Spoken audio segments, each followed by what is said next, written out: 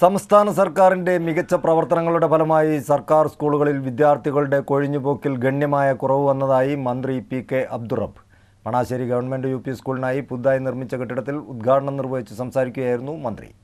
Aided, unaided സ്കൂളുകളെ അപേക്ഷിച്ച് സർക്കാർ സ്കൂളുകളിൽ വിദ്യാർത്ഥികളുടെ കൊഴിഞ്ഞുപോക്കിൽ വൻ കുറവ് വന്നതായി വിദ്യാഭ്യാസ വകുപ്പ് മന്ത്രി പി.കെ. അബ്ദുറബ്ബ് പറഞ്ഞു. സർക്കാർ സ്കൂളുകൾക്ക് ഭൗതിക സാഹചര്യങ്ങൾ ഒരുക്കുന്നതിൽ സംസ്ഥാന ഗവൺമെന്റ് ചെയ്ത നടപടികളുടെ ഭാഗമാണിതെന്നും മന്ത്രി പറഞ്ഞു.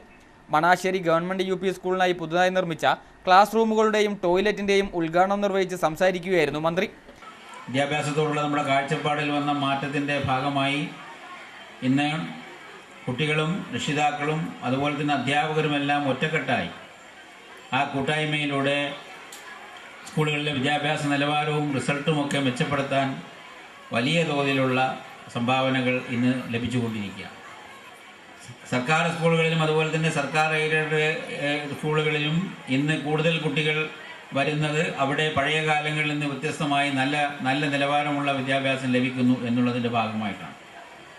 പണ്ട് അൺഎയ്ഡഡ് സ്കൂളുകളിലും അല്ലെങ്കിൽ CBSE സ്കൂളുകളിലുമാണ് നല്ല വിദ്യാഭ്യാസം ലഭിച്ചിരുന്നെങ്കിൽ ഇന്ന് ആ സ്ഥിതി മാറിയിരിക്കുന്നു.